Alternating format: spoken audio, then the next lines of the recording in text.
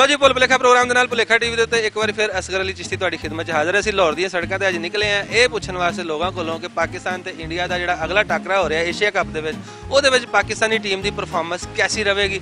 पिछली परफॉर्मेंस नूं देखदे होए एक मैच पाकिस्तान हार चुकिया इंडिया कोलों, अफगानिस्तान कोलों जित चुकिया ते हुण फिर इंडिया नाल टाकरा है ते लोग की कहंदे ने, लाहौरीए की कहंदे ने। चलो आओ जरा पुछने उन्हां कोलों। लो जी साडे नाल एक दोस्त मौजूद ने, इन्हां कोलों पुछने आ तुसीं दसो भाजी पाकिस्तान दी क्रिकेट टीम दी जिहड़ी पहली मैच दी परफॉर्मेंस है वो तो ज़ाहिर है तुहानूं पता ही है किहो जी सी, अग्गों की उम्मीद रखदे हो?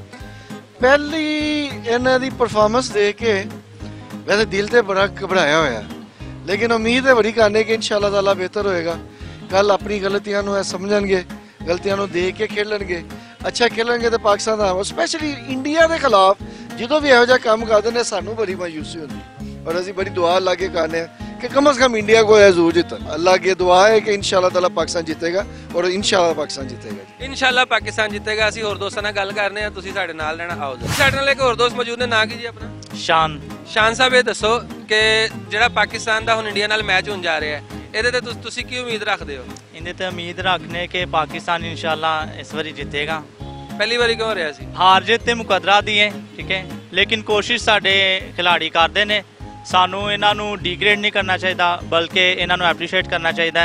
मेहनत करते ने, मेहनत करके ही अगे आते ने ते सानू दुआ करन दी जरूरत है। अल्लाह बेहतर करेगा। अल्लाह तो बेहतर करता ही है, लेकिन साडे खिलाड़ियों नू भी बेहतर परफॉर्मेंस करनी चाहिए है, फिर ही मैच जीतांगे। होर दोस्तां नाल गल करने, तुसीं साडे नाल रहना। आओ ना की जी अपना? आबिद महमूद खान। आबिद साहब ये दसो कि पाकिस्तान की टीम के उत्ते हुण तुहानूं उम्मीद है कि इंडिया नाल मैच जिहड़ा हो रहा है वो जीतेगी? यार कुछ कह नहीं सकते, वैसे उम्मीदें एकदम बरक्स हो जाती हैं।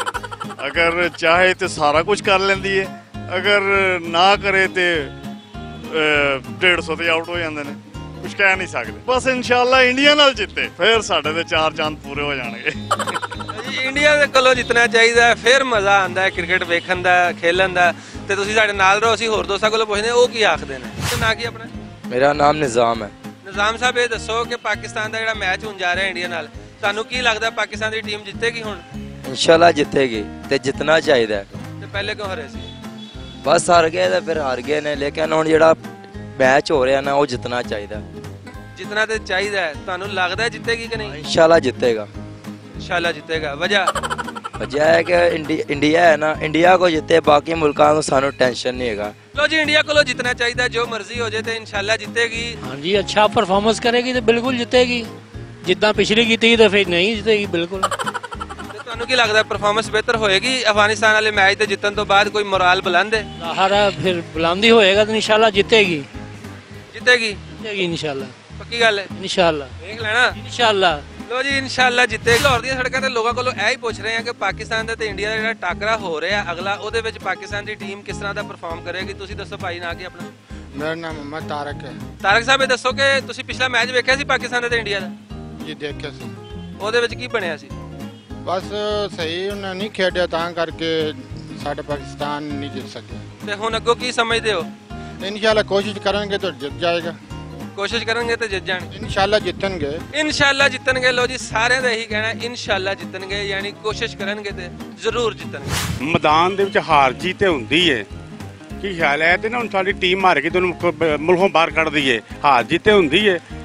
इंशाल्लाह हार के जीतणगे। लो जी इन्होंने सब तो वधिया गल की कि खेल है तो खेल दे विच हार जीत हुंदी है, एक टीम ने हरना हुंदा, एक ने जितना हुंदा है। ते आओ खलरा लोगों कोलों पुछने आ कि अगले मैच दे हवाले नाल ओ की कहंदे ने। पाकिस्तान दा जिहड़ा हुण इंडिया नाल मैच होण जा रहा है, तुहानूं लगदा कि हुण इस बारी पाकिस्तानी टीम जीतेगी? उम्मीद तो है जी, उम्मीद तो दुनिया कायम है, लेकिन साडी टीम ते उत्ते अगर असीं डिपेंड करिए या उम्मीद रखिए तो वो बिल्कुल परफॉर्म नहीं करते। तो जो असीं उन्हां ते उम्मीद लानी छड्ड दिंदे आ तो परफॉर्म कर लेंदे ने।